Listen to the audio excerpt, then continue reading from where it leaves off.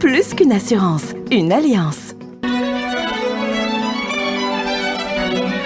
Pour bien s'entendre, il faut bien s'écouter. Rendez-vous sur M, la petite radio du Grand Maghreb.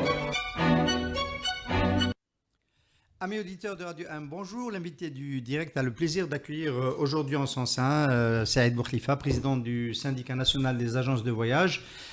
Saïd Bourkhlifa, bonjour. Bonjour, merci pour Vous êtes déjà passé à Radio 1 pour nous présenter ce livre, Mémoire touristique algérienne, un livre que je vous recommande beaucoup, qui est déjà épuisé en librairie. L'édition épuisée, la deuxième aura lieu en juillet. La deuxième édition en juillet et qui traite de cette histoire à la fois glorieuse et un peu décadente du secteur du tourisme en Algérie, un secteur sur lequel il y a beaucoup de choses à dire. Le film le plus populaire dans l'histoire de l'Algérie, c'est Les Inspecteurs. Il est évoqué dans le livre. Ça se passe dans le secteur du tourisme en 1975. Merci beaucoup Saïd d'être avec nous. C'est moi qui vous remercie. Nous sommes à Radio 1, mais à l'invité du direct en particulier, nous faisons en ce moment un peu le point sur les différentes filières d'activité, les unes après les autres, pour savoir où elles en sont au bout de 2 mois et demi de confinement Covid-19 et pour savoir un petit peu de comment se présente la suite de l'année 2020. Dans le cas des agences que vous représentez, les agences de voyage, j'imagine que vous avez été impacté de plein fouet par le confinement et par la pandémie. Tout à fait, absolument. Oui, la situation est aussi catastrophique qu'au niveau de toutes les agences à l'échelle mondiale. Mais chez nous, elle est encore plus difficile à supporter parce qu'ailleurs, dans les grandes destinations, l'État a apporté son soutien. Chez nous, on ne sent rien comme réaction. Du fait, moi, je pense que notre ministère du Tourisme, c'est l'un des ministères les plus pauvres sur le plan budget, parmi les derniers budgets. Et je tiens à souligner qu'au cours des 5 dernières années, le budget initial de 2015, qui était déjà insignifiant, chaque année était revu à la baisse. Il est devenu pour 2020 74 fois inférieur à celui des anciens moudjahidines. Donc, cela dénote que ce secteur demeure toujours le secteur pauvre de l'économie algérienne, alors qu'il devrait devenir un levier économique important, au même titre que l'agriculture. On va en parler à la fin de cet entretien, enfin dans la troisième partie de cet entretien. On va déjà dérouler un petit peu la situation dans les... Ça se matérialise comment? C'est la perte d'exploitation, perte de revenus, donc cessation plus de chiffre d'affaires, tout simplement plus aucun chiffre d'affaires. Aucun chiffre d'affaires. À partir de la mi-mars, toutes les agences sont fermées. Et il y a plus de 3500 agences de voyage. La saison du Sahara aussi, vous l'avez perdu? Oui, le Sahara, les pauvres, déjà ils souffrent depuis plus de 10 ans, les agences sahariennes. Et c'est tombé au meilleur moment de la saison. Parce que le plus gros du chiffre d'affaires des agences sahariennes, effectivement, c'est cette période, mars-avril, mai maximum. Et ils souffrent vraiment. Et chaque agence de voyage, dans le Hogar, dans le Tassili ou dans le Sud, nourrit 3 à 4 familles. Il y a le chauffeur, il y a le cuisinier, l'aide cuisinier, le guide, le propriétaire, etc. C'est un drame. Il faut, comme je l'ai dit au cours d'une interview sur un quotidien algérien, je leur ai dit qu'il faudrait un genre de plan Marshall pour tous les secteurs confondus, et notamment le ministère du Tourisme, pour lui éviter de mettre au chômage beaucoup d'agents de voyage, et également les hôteliers qui sont également pénalisés eux aussi. Parce que si le chômage augmente, la demande, la consommation baisse, comme vous le savez, et la croissance également stagne ou diminue, ou recule. Donc il faut un plan Marshall, il faut injecter. On a fait un courrier au ministère en tant que SNAV, syndicat, la Fédération nationale, la FNAT, la Fédération nationale des hôteliers. Nous avons proposé des mesures salutaires, c'est-à-dire, comme on dit, abrogation des différentes taxes durant cette année 2020 pour permettre aux agents de voyage de rebondir à la fin de la pandémie, du confinement, et de retrouver leur santé. On n'a pas beaucoup le sentiment que le gouvernement vous a entendu, puisque dans la loi de finances complémentaire qui aurait dû être adoptée aujourd'hui, elle le sera peut-être cet après-midi. Tout à fait, oui. On est dimanche 15h. il y a une proposition de supprimer la TVA déflatée, la TVA pour la remonter au taux de 19% dans le cas des hôteliers. Donc c'est une mesure, on a dit que les hôteliers ne tiennent pas compte, n'ont pas répercuté la baisse de la TVA dans leur tarif. Si, ils ont demandé, ils ont écrit. Mes collègues de la Fédération nationale des hôteliers, ils ont réagi. Pour protester. Parce que même eux, cette TVA, quand elle est appliquée, les agences de voyage, elles sont prestataires. C'est-à-dire, elles travaillent avec les hôteliers. Si les hôteliers subissent cette TVA à 19%, ça se répercute sur les produits touristiques des agents de voyage, qui ne sont que des intermédiaires entre les clients. Le gouvernement il a trouvé que c'était une niche qu'il fallait taper dedans. Oui, c'est malheureux. C'est malheureux. On dit qu'il faut relancer le tourisme, en même temps, on le sape. Paraît-il là que j'ai appris ce matin que finalement, il est maintenu à 9%. Parce que nous, on a dit, ça y est, on a levé. Donc la commission l'a abrogé. La commission. La commission à l'Assemblée nationale l'a abrogé. La commission a abrogé la suppression de l'exemption. Tout à fait. Parce qu'on parle de développer le tourisme domestique, par exemple. Ce n'est pas avec des tarifs élevés, parce que cette TVA, c'est aussi le client qui l'a subi. Bien sûr. Hein? Et si on veut développer le tourisme domestique, il faut une politique tarifaire adaptée, avec le concours de tous les opérateurs, les participants, l'État, le ministère des Finances, le ministère des Transports, le ministère du Tourisme, le principal concerné. Alors tout s'est plutôt mal passé jusqu'à maintenant pour votre filière d'activité, les agences de voyage, mais peut-être que grâce à la Tunisie, il y a une perspective de redémarrer cet été et de ne pas rater complètement la saison estivale. Oui, tout à fait. Nous, il faudrait qu'on le sache bien. Les agents de voyage répondent à une demande nationale. Les clients nationaux qui rentrent dans une agence et qui vous demandent je vais aller en Tunisie ou en Turquie. Vous ne pouvez pas lui refuser de lui vendre. Parce qu'il y a certaines personnes à la vision étriquée un petit peu imprégnée de nationalisme débridé, disent pourquoi les agents de voyage commercialisent l'étranger, commercialisent pas l'intérieur. Mais l'intérieur, saison estivale, il y a 60 000 lits. Largement insuffisant parce qu'ils incluent les campings pour une demande nationale maximum chaque année estimée à 2 millions qui aspirent à passer leurs vacances en bord de mer dans un hôtel confortable. Ils ne cherchent pas le luxe. Conditions d'accueil, d'hygiène, de restauration, etc. De 1 à 3 étoiles. C'est ça la moyenne nationale à peu près pour avoir des tarifs abordables. Donc, il y a ces Algériens qui ne peuvent pas avoir les conditions d'accueil, de service, de prestation et les conditions tarifaires, se dirigent vers le pays qui a une frontière ouverte, facilité d'accès. Sans oublier peut-être que les hôteliers arrivent à vendre en direct leurs oui, produits. tout à fait, parce qu'en été, effectivement... Ils n'ont pas besoin de vos services en tant qu'agence. En été, les hôteliers sont complets en juillet-août. Surtout juillet-août, ils sont complets et ils refusent le double de leur capacité. Ils ne peuvent pas satisfaire toute la demande nationale avec 60 000 lits. Hein, si on calcule 60 000 lits par 4 semaines, ça vous fait 240 000 Algériens qui peuvent être hébergés. Et le reste, ils sont avides de passer des vacances. Et comme tous les pays du monde, l'être humain a besoin de connaître d'autres cultures, d'autres visages, d'autres contrées, d'autres cuisines, etc., art culinaire. Les Allemands, ils ont un tourisme domestique extrêmement bien développé, comme le reste des pays européens. Mais ça ne les empêche pas d'aller visiter le reste du monde. Ils sont plus de 40 millions à quitter leur pays chaque année. Automne, hiver, printemps, été, etc. Ils ont besoin d'évasion, d'aller rechercher ailleurs leurs accords. On ne va pas vous culpabiliser ici, Saïd Boukhlifa, sur le fait que vous vendez des produits de destination étrangère. Ce n'est pas le propos. Ce qui nous est important, c'est d'avoir des agences de voyage qui continuent de fonctionner, qui préservent leur emploi et qui peut-être demain vont aussi promouvoir la destination algérienne. On en parlera dans un moment. Donc, dans les possibilités de relance de cet été, il y a la Tunisie qui est en train de faire un effort pour capter une partie des touristes algériens. Tout à fait. Ils s'attendent toujours à... Est-ce que c'est possible sur un plan sanitaire? C'est la première question qui nous vient à l'esprit. Absolument. Les Tunisiens ont terminé leur code sanitaire qui est parfait. J'ai eu un exemplaire, ils l'ont diffusé eux.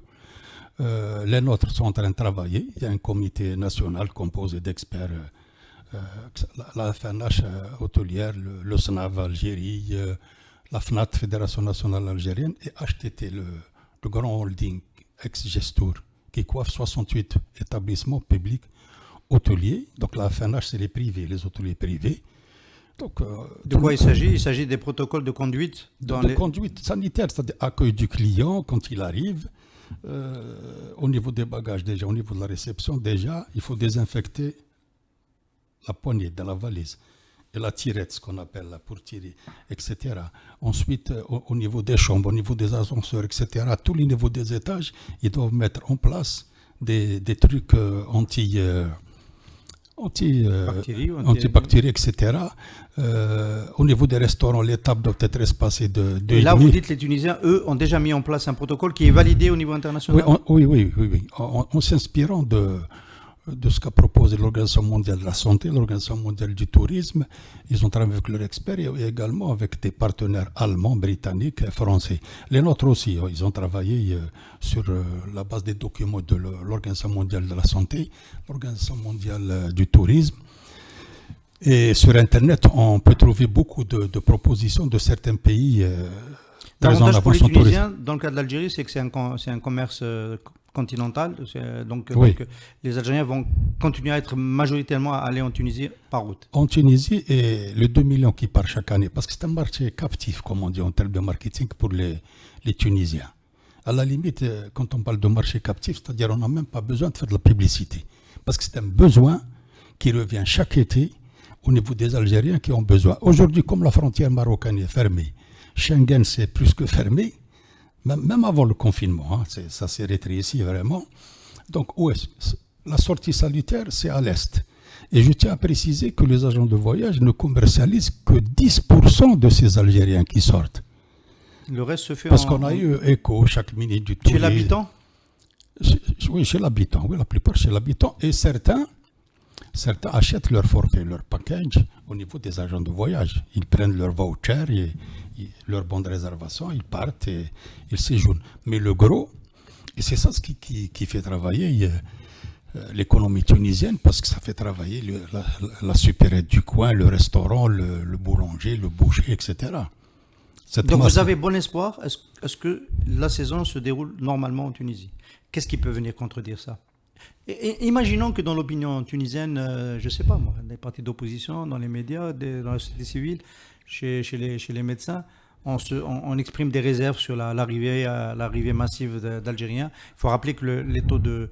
Oui, on est sur 10 000 cas en Algérie d'intoxication, enfin de contamination. Contamination, oui.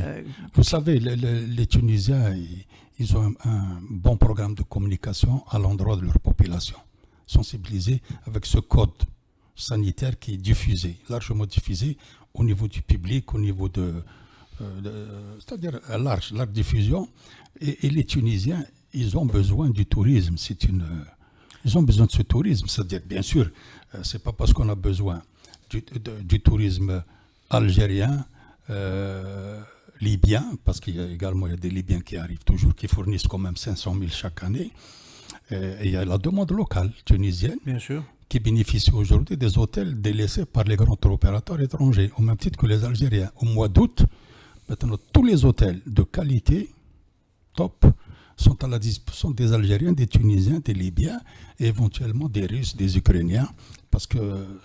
Alors, on a bien compris que du côté du Tunisien, il y a un intérêt à laisser venir et à laisser rentrer les Algériens, donc à faire la promotion de la saison touristique. Est-ce que du côté algérien, du côté des autorités algériennes, il ne peut pas y avoir de la réserve par rapport à ça? Parce que les Algériens qui vont aller en Tunisie vont se mélanger avec à la fois des Tunisiens et puis d'autres nationalités. Est-ce qu'il n'y a pas un risque sanitaire?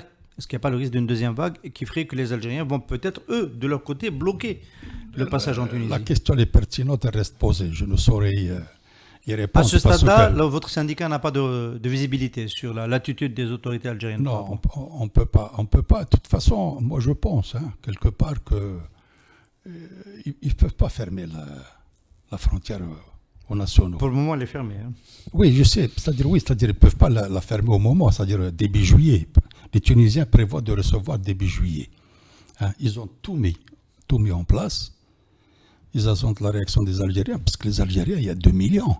Si le confinement se termine, situation maîtrisée, plus ou moins se confine, les Algériens ont besoin de respirer. quand on est étouffé pendant 3 mois, on a besoin d'aller respirer, d'aller s'extérioriser ailleurs. Et toutes les conditions sont réunies en Tunisie. Ces conditions, malheureusement, qu'on attend depuis 20 ans chez nous. Nos plages sont devenues, les plages, hein, je ne parle pas des hôtels, les plages sont devenues rébutantes, répugnantes, c'est l'anarchie totale. Et justement cet été, l'État algérien, le ministère du Tourisme, le ministère des collectivités locales, c'est-à-dire les communes, les dara, sont prêts sur le plan protocole sanitaire, les mesures. Maintenant, il s'agit de le faire appliquer, parce que souvent des lois sont pendues, ne sont pas appliquées. Faire appliquer, par exemple, une distance minimale entre un parasol et un autre. Tout à fait. C'est ça. Parce qu'il y a toujours cette minorité. Les Tunisiens vont appliquer ça. Oui. On est à peu près sûr qu'eux vont l'appliquer. Oui, autour des piscines, les transats doivent être à 1 mètre. Dans le restaurant, c'est 2,5 mètres, les tables. Oui. Et c'est 4 personnes pour des tables de 8 personnes. Alors, jusque-là, Saïd Boukhlifa, on a évoqué le risque sanitaire, mais il y a un autre risque qui peut gâcher la saison estivale pour les agences de tourisme que vous représentez dans le syndicat national.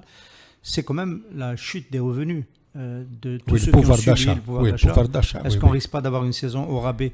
Parce qu'il y a beaucoup de gens qui vont peut-être avoir peur de dépenser pour les vacances après avoir perdu beaucoup de revenus durant la première moitié de l'année 2020. Oui, mais ça serait, moi je pense, une minorité. Une minorité qui va renoncer à dépenser pour les vacances faute de moyens. Oui, tout à fait, oui, absolument, oui. Il y a beaucoup de boîtes dans le secteur public qui ont cessé de verser des salaires, qui ont des retards de versement de salaire. Il y a des boîtes qui ont quasiment déclaré faillite. Oui, comme, ça ne vous inquiète pas plus que ça? Si, c'est peut-être pour des destinations qui coûtent le double, par exemple. Vous savez, une semaine en Tunisie, quand on part par route, elle revient 2 fois moins cher qu'une semaine en Turquie. Pays d'avion, etc. Et la Turquie est plus chère que la Tunisie. Hein. Ouais. La Turquie, c'est la deuxième destination donc qui peut être ouverte cet été aux Algériens. Oui, c'est la deuxième. Ils l'ont annoncé. Ils l'ont annoncé, oui. La Turquie, justement, si on avait des frontières avec la Turquie, hein, la Turquie recevrait chaque été au moins 4 millions. La Turquie est très prisée. Le frein, un petit peu, c'est l'éloignement et la cherté des forfaits. Parce qu'en été, c'est entre 130 000 et 180 000 en fonction de l'hôtel choisi, 4 étoiles, 5 étoiles. En Tunisie, 50 000, 60 000, vous pouvez déjà aller passer une semaine de vacances. C'est l'attractivité tarifaire, la qualité des prestations qui fait que c'est le rush chaque été depuis 20 ans vers la Tunisie. Et on en a encore sur plusieurs années parce que chez nous, on n'est pas prêt pour contenir cette masse d'Algériens.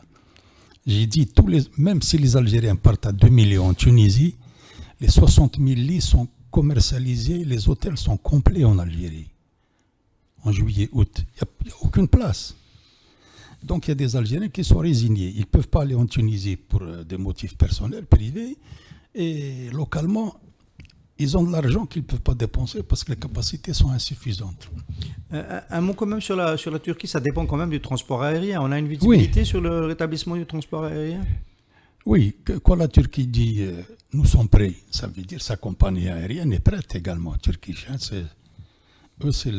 quand ils parlent tourisme, tout le monde est impliqué. Il ne peut pas dire nous sommes prêts alors que la Turquie n'est pas prête, par exemple. Le produit Turquie, c'est quelque chose qui compte dans le portefeuille des agences que vous représentez? Oui, tout à fait. Tout à fait. Et les agences algériennes, elles auraient bien souhaité commercialiser tout azimut le produit balnéaire. Mais il n'y a pas de disponibilité. Les hôtels se suffisent à eux-mêmes, ils sont complets, je l'ai déjà dit. Donc, comme c'est des agences commerçantes, elles doivent répondre à la demande. Un client qui rentre et qui vous dit je voudrais aller en Turquie ou bien même à Sharm el-Sheikh en Égypte ou bien à Agadir au Maroc également, bien sûr, par avion. Tous les avions sont complets en été, Turquie. Encore. On n'a pas encore ouvert les réservations. Rassurer les publics quand même. Pas encore. Non, oui, tout à fait. Précisément. Je parle au cours des 10 dernières années, la tendance. Vous ne trouvez pas une place en Égypte en juillet-août, au Maroc et la Turquie. Surtout la Turquie avec toute cette communication indirecte, des films, feuilletons, etc. au niveau des familles algériennes. Ça les attire, c'est un pays musulman. Ce que les brillants esprits appellent le soft power. Le soft power, voilà, le pouvoir doux. Saïd Bourkhlifa, vous êtes quand même un spécialiste des politiques publiques dans le domaine du tourisme. Vous avez consacré un livre qui est un livre de mémoire, mais qui est un livre qui évalue beaucoup les choix de politique. C'est l'histoire, en fait. Les choix de politique, oui. de politique sectorielle dans le tourisme. Vous êtes un puits de savoir sur cette question-là. On a beaucoup apprécié de défiler l'histoire du tourisme en Algérie avec vous. Est-ce que dans la entre guillemets, nouvelle Algérie que nous propose, oui. est-ce que vous avez le sentiment qu'il y a un intérêt plus prononcé pour le tourisme, et est-ce qu'il y a l'espoir de voir cette filière, cette industrie devenir une priorité? Au niveau des intentions, oui, parce que au sortir du Conseil des ministres, première semaine de mars, il y a eu une déclaration qui a été faite par l'APS, un compte-rendu du résumé du Conseil. Ils ont dit qu'il a été décidé par le Conseil du gouvernement des ministres de hisser la destination Algérie au rang d'une industrie touristique mondiale. C'est énorme, c'est comme ambition. Mais on ne voit pas. On peut dire déjà un mot, elle en a le potentiel. Bien sûr qu'elle a le potentiel. Elle a l'un des 10 meilleurs potentiels au monde, sans exagérer. Yann Arthus Bertrand, celui qui avait fait l'Algérie vue du ciel, a déclaré, parce qu'il avait été surpris, enthousiaste, subjugué, il a dit « J'ai visité 250 pays, j'ai fait pratiquement le tour du monde, pour moi l'Algérie c'est la plus belle. » Mais ça c'est un don du ciel qu'on n'a jamais su mettre en relief, en valeur et l'exploiter. Et les gens ont peur un petit peu de s'ouvrir au tourisme chez nous, les décideurs et certains parmi la société. Il faut oublier le tourisme balnéaire. Depuis 30 ans, on n'a plus reçu un seul touriste étranger en bord de mer. Les derniers, c'était les touristes italiens, à la Corne d'Or Tipaza, 90. On l'oublie parce qu'on n'a pas de produit pour ça. On n'a pas de produit pour ça. Donc. Il y a le tourisme culturel. Nous avons 22 sites romains, dont 3 ou 4 demeurent connus, les autres méconnus. C'est une richesse. Et c'est un produit haut de gamme, le tourisme culturel. Cette clientèle cherche des hôtels 4-5 étoiles et elle paye cher. Un circuit culturel d'une semaine, c'est le double d'une semaine en bord de mer chez nous. Et il y a aussi un autre produit haut de gamme, c'est celui des expéditions dans le Gard, dans le Tassili, dans le Goraras, des Mimoun, etc. Et c'est pas le tourisme de masse, le tourisme culturel. Et le tourisme d'expédition, vous savez, le tourisme d'expédition, c'est 15 personnes par groupe maximum.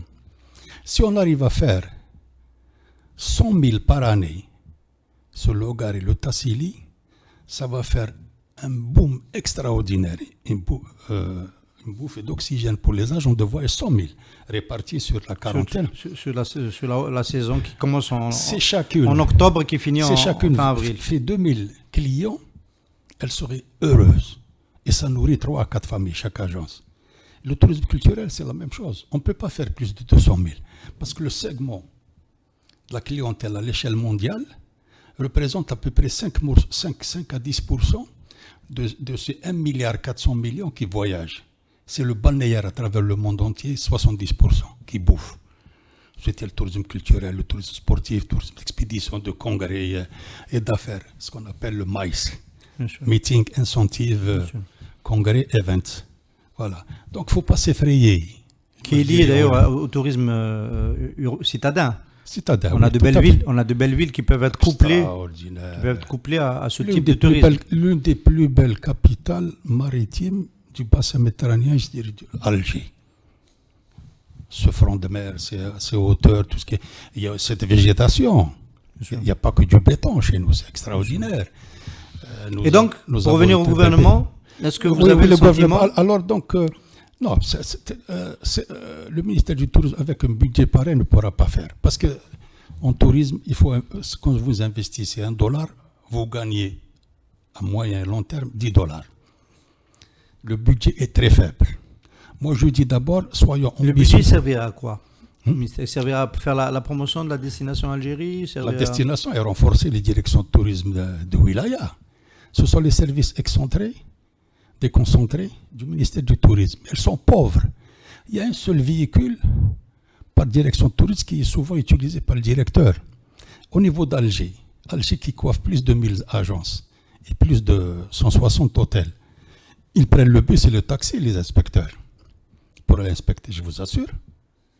Moi qui suis au niveau Donc des fois, quand on dit l'État vit au-dessus de ses moyens, réduire le rythme de vie de l'État, etc., c'est pas vrai pour tous les départements de l'administration. Hein. Oui, c'est pas vrai, mais le tourisme, c'est le parent pauvre. Parent pauvre. Vous savez, là où il a d'Ilizy, par exemple, Janet est située à 400 km. Donc, comment un jeune inspecteur pour aller inspecter les agents de voyage Janet ou bien s'enquérir de leurs besoins, de leur situation, etc. Donc, il faut renforcer. Parce que plus vous renforcez, quand vous renforcez les directions touristes de Wilaya, elles n'ont même pas de site internet, un portail touristique dans lequel sont situés les structures d'hébergement, hôtels, camping, auberges, etc., les monuments à visiter, les planches tarifaires de chaque hôtel, pour permettre aux Algériens de constituer leur budget vacances et d'aller vers cette destination. En fait, les produits du tourisme algérien sont cachés. Ils sont cachés aux Algériens, ils sont cachés aux étrangers. Oui, il n'y a pas de lisibilité, il n'y a pas de visibilité.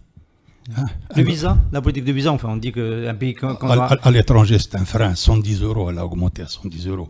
On ne le dit pas assez. Il faut payer 110 € pour venir en Algérie, même pour un week-end. Hein. Oui. Ça peut être le prix d'un billet sur une Lost Company.